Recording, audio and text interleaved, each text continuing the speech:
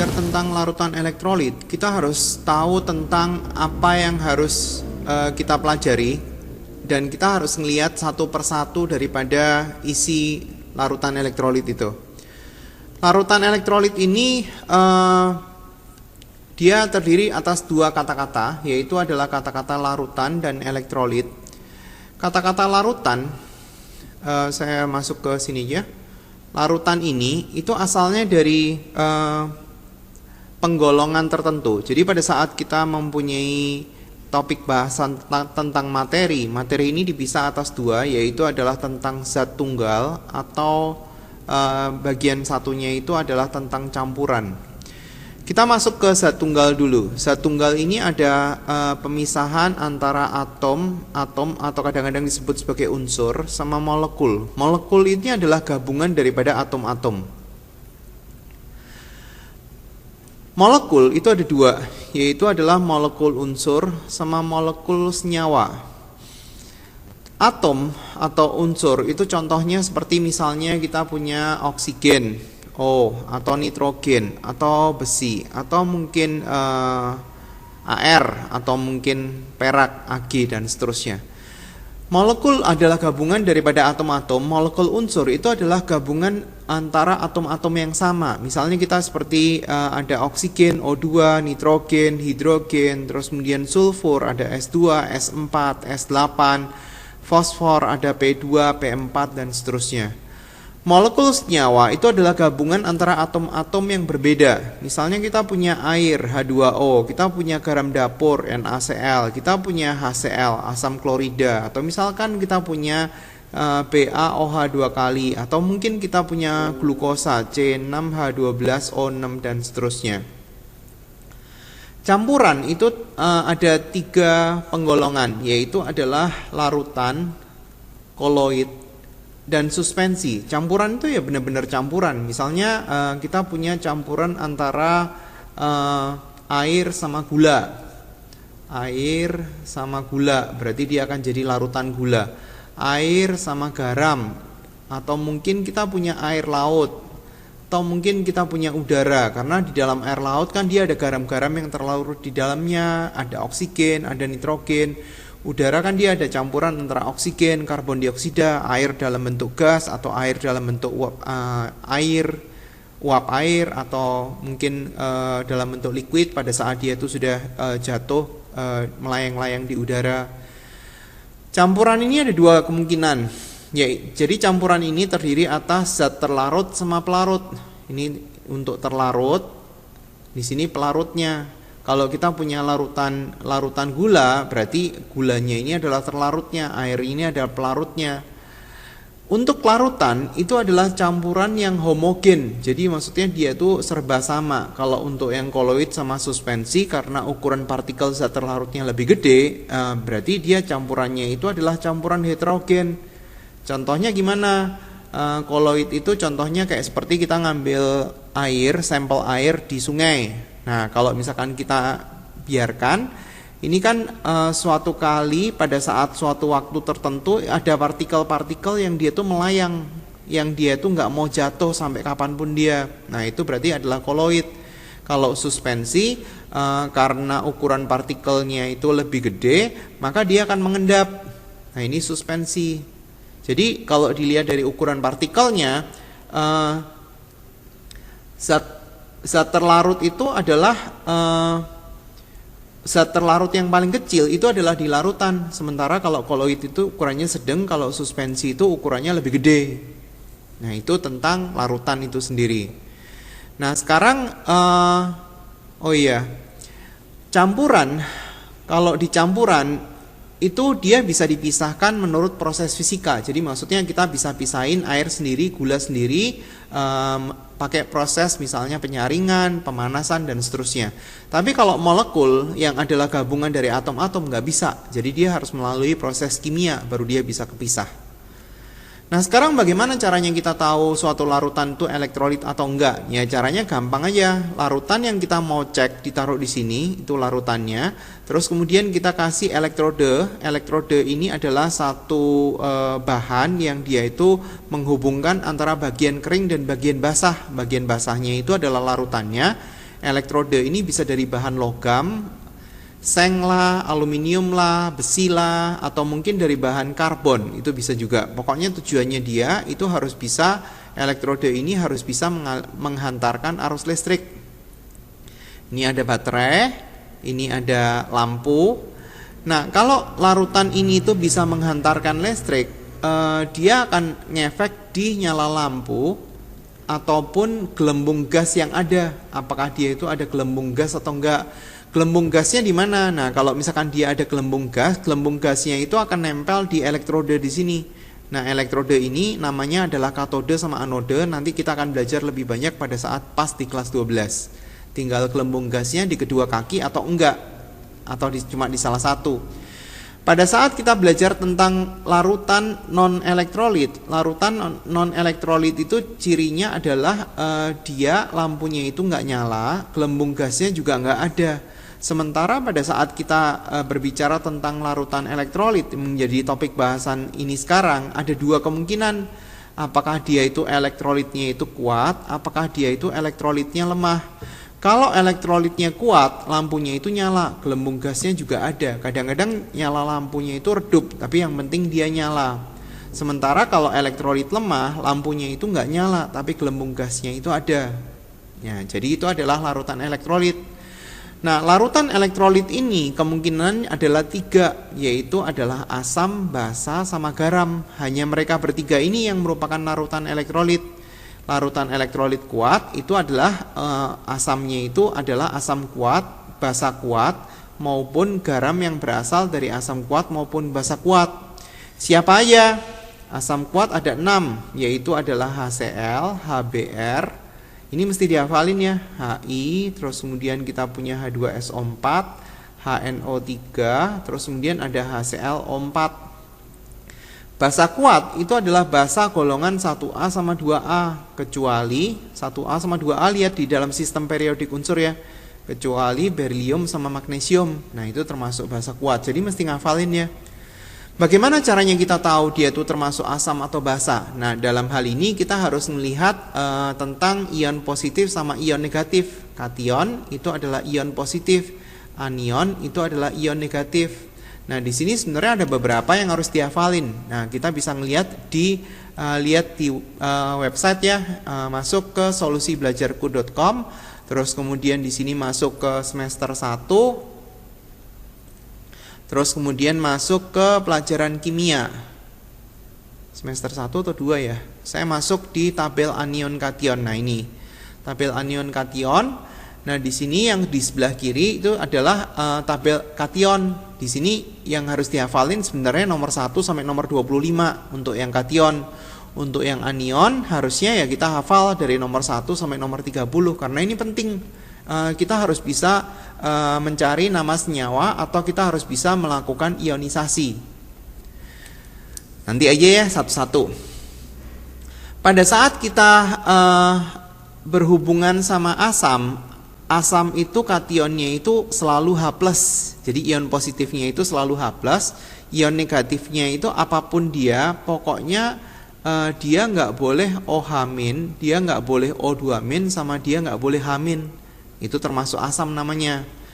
Kalau basa yang menjadi petunjuk adalah anion. Anionnya OH-. Untuk kationnya itu apapun dia, pokoknya dia nggak boleh H+. Sedangkan untuk garam itu adalah paduan antara kation sama anion. Jadi untuk yang ion positifnya apapun dia kecuali H+, untuk anionnya apapun dia kecuali OH-, O2-, sama H-. Contoh, misalnya kita punya H+, kation sama NO2-, ya berarti ini akan jadi asam nitrit.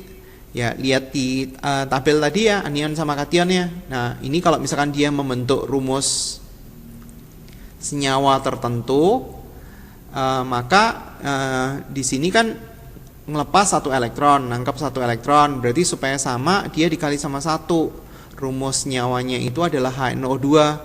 Kalau kita punya katakanlah CO3 2-, CO3 2- itu adalah karbonat. Jadi kalau misalkan di sini itu jumlah plus sama minnya nggak cocok, berarti ini harus dikali 2, ini dikali 1. Berarti dia akan jadi asam karbonat yang rumusnya itu adalah H2CO3. Misalnya kita punya yang lain, katakanlah magnesium hidroksida Mg2+ sama OH-. Nah, di sini kan nggak cocok, ini kan ngelepas 2, ini kan nangkep 1. Supaya cocok, berarti ini harus dikali 1, ini harus dikali 2. Nah, kalau yang dikali 2 itu adalah 2 unsur O sama H, berarti harus pakai kurungnya. Jadi cara nulisnya adalah Mg buka kurung OH tutup kurung 2 kali. Cara bacanya adalah Mg OH 2 kali. Beda kalau misalkan dia itu Mg2+ sama Cl-, ini kan sama-sama plus 2 min 1 kan. Supaya sama, ini harus dikali 1, ini harus dikali 2. Berarti di sini yang dikali 2 itu kan cuma 1 unsur. Berarti kita nggak pakai kurung ya, MgCl2. Nah, itu rumus nyawa. Nah, kalau kita mau nyari tahu reaksi ionisasi itu adalah kebalikan daripada reaksi pembentukan senyawa ini. Misalnya kita punya H2SO4. Nah, ini kita bisa ionisasi jadi 2H+ sama SO4 2-. Jadi sebenarnya asalnya dari sini mau jadi itu. Tapi kalau reaksi ionisasi itu kebalikannya. Nah, reaksi ionisasi itu sebenarnya bisa ada rumusnya. Cuma reaksi yang ini itu rumus yang ini tuh agak menyesatkan kalau misalkan kita punya jumlah plus sama minnya sama. Maksudnya gini. Misalnya kita punya BaSO4. Nah, sekarang kita kan bisa lihat bahwa ini tuh SO4 ini kan satu kesatuan. Nah, kalau misalkan kita lihat faktor pengalinya, ini kan faktor pengalinya 1, ini kan 1. Jadi kalau misalkan kita lihat rumus ini 1 Ba plus 1, ini kan plus punya dia, ini kan min punya dia, terus kemudian 1 SO4 min 1, itu kan nggak cocok, karena kan kalau kita lihat di tabel kation anion, Ba itu plus 2, SO4 itu min 1, makanya rumus ini tuh agak menyesatkan kalau misalkan kita nggak hafal tabel kation anion. Jadi sebaiknya tetap dihafalin tabel kation anion. Nah, ini adalah reaksi ionisasinya. Contoh lagi, misalnya kita punya Al2SO4 3 kali. Ya, berarti di sini kan 2-nya ini pindah ke depan sini, aluminium. Plusnya itu kan ambil dari sini. Ini kan plus punya dia sebenarnya. Al3+ ditambah sama 3 SO4 2-. Tapi kita harus tahu bahwa ini itu adalah satu kesatuan. Baru kita bisa ngerjain reaksi ionisasi. Nah, reaksi ionisasi ini buat apa? Reaksi ionisasi ini sebenarnya adalah buat kita mencari jumlah ionnya. Misalnya kita punya kayak gini, kita mau mengurutkan kekuatan daripada larutan elektrolit. Larutan elektrolit tadi kan udah jelas kan, dia kan cuma ada asam, basa, sama garam. Elektrolit ada 2 ya, ada elektrolit kuat, ada elektrolit lemah. Perbedaannya adalah di kemampuannya dia itu untuk berubah menjadi ion. Kalau elektrolit kuat, derajat ionisasinya dia itu adalah 100%. Kalau elektrolit lemah, derajat ionisasinya itu antara 0 sampai 100%. Jadi sebagian aja yang dia itu mengion. Nanti kita lihat yang contoh nomor 3. HCl itu adalah termasuk asam kuat. Jadi kalau misalkan kita mau melakukan ionisasi HCl, maka kita bisa ionisasi jadi 1H+ ditambah sama 1 Cl-. Nah, di sini kita tuliskan gini, mula-mula reaksi atau bereaksi sama sisa. Di kimia, bagian sebelah kiri itu namanya adalah reaktan. Bagian di sebelah kanan itu namanya adalah produk atau hasil reaksi. Nah, di kimia, yang di sebelah kiri itu makin lama makin berkurang, yang sebelah kanan itu makin lama makin bertambah, dan di kanan itu mula-mulanya itu biasanya nggak ada. Jadi kalau kita mau ngisi 0,1 mol itu kita isi di mula-mula di sini. Karena HCl itu adalah termasuk asam kuat, maka dia akan terionisasi sempurna. Jadi artinya bereaksinya itu sebanyak 0,1 mol, sisanya itu adalah 0 karena ini kurangi ini, hasilnya adalah yang ini. Gitu. Nah, kemudian kalau misalkan kita mau nyari tahu bereaksi untuk yang lain, kita ngelihat daripada koefisien. Ini koefisiennya 1, nilainya adalah 0,1. Jadi ini kalau koefisiennya 1, ini nilainya juga 0,1. Ini koefisiennya 1, nilainya juga 0,1. Tinggal pakai perbandingan. Jadi apa yang tertulis di koefisien, kita bisa cari untuk mencari mol di bereaksi. Nah, karena ini bentuknya adalah penjumlahan, berarti di sini adalah 0,1, 0,1. Nah, ini ionnya. Jadi kalau misalkan kita tulis jumlah ionnya itu adalah 0,1 ditambah 0,1, berarti hasilnya adalah 0,2 mol. Mol ini itu adalah satu satuan baru, satu satuan yang dia itu menjembatani antara angka-angka yang gede. Nanti di kimia ada angka yang gede, yaitu adalah jumlah partikel, sama angka-angka yang kecil, yaitu adalah massa. Biasanya dia kecil sekali. Jadi ada perlu satuan baru namanya mol. Kita juga belajar di fisika sebenarnya, jumlah zat itu kan satuannya mol pada saat kita belajar tentang besaran pokok. Yang kedua adalah H2SO4. H2SO4 ini kalau misalkan kita ionisasi, maka kita akan bisa mendapatkan 2H+ ditambah sama 1SO4 2- ionisasi yang tadi. Saya singkat ya, ini mula-mula reaksi sama sisa. H2SO4 ini juga termasuk asam kuat. Jadi karena dia itu termasuk asam kuat, derajat ionisasinya itu 100%. Berarti di sini kalau 0,1 mol ini juga sama, 0,1 mol, berarti sisanya 0. Ini kan mula-mulanya nggak ada. Nah sekarang koefisiennya 1 nilainya adalah 0,1. Sekarang koefisien 2 nilainya berarti 0,2. Berarti ini juga 0,2. Ini koefisien 1 berarti di sini 0,1. Ini 0,1. Berarti kita tahu jumlah ionnya itu adalah 0,3. Jadi kalau misalkan kita mau nyari tahu antara HCl sama H2SO4 siapa yang lebih kuat kemampuan elektrolitnya, ya H2SO4 lah. H2SO4 kan jumlah ionnya lebih banyak. Nah sekarang kita masuk ke yang ketiga. Dia ada namanya itu derajat ionisasi. Derajat ionisasi itu menyatakan persen daripada terion. Terion itu berapa banyak yang membentuk ion. Kalau kita tulisin sebagai perbandingan, itu adalah molnya bereaksi dibagi sama molnya mula-mula. Molnya mula-mula itu bereaksinya berapa banyak. Nah ini sebenarnya adalah rumus. Jadi kalau misalkan kita mau mengionisasi untuk yang ketiga, AlCN 3 kali, ini kalau kita ionisasi, ini adalah 1Al3+ ditambah sama 3Cn-, maka kalau misalkan kita tulisin mula-mula reaksi sisanya, ini kan mula-mula nggak ada, ini kan 0,1 mol. Berarti kalau misalkan kita tulisin alfa yang 10%, berarti kita bisa tulis molnya bereaksi dibagi molnya mula-mula yang 0,1. Berarti kita bisa tulis molnya bereaksi itu sebanyak 0,01, dan ini kita tinggal isi di sini 0,01. Berarti sisanya adalah 0,09. Berarti 0,09 itu nggak bisa berubah menjadi ion. Yang berubah menjadi ion itu cuma sedikit sekali, cuma 10%. Nah, kemudian dengan menggunakan koefisien ini kita bisa mencari ini tuh berapa. Berarti di sini 0,01 mol. Ini berarti adalah 0,03 mol. Sehingga kalau misalkan kita mau mencari jumlah ion adalah 0,01 ditambah sama 0,03. Berarti nilainya adalah 0,04 mol. Ini jumlah ionnya. Jadi kalau misalkan kita mau urutin siapa yang paling rendah, itu adalah AlCN3, ini adalah garam. Terus kemudian yang kedua adalah HCl, dan yang paling tinggi kemampuan elektrolitnya adalah H2SO4. Begitu caranya mencari urutan daripada kemampuan menghantarkan listrik. Sekarang kita latihannya.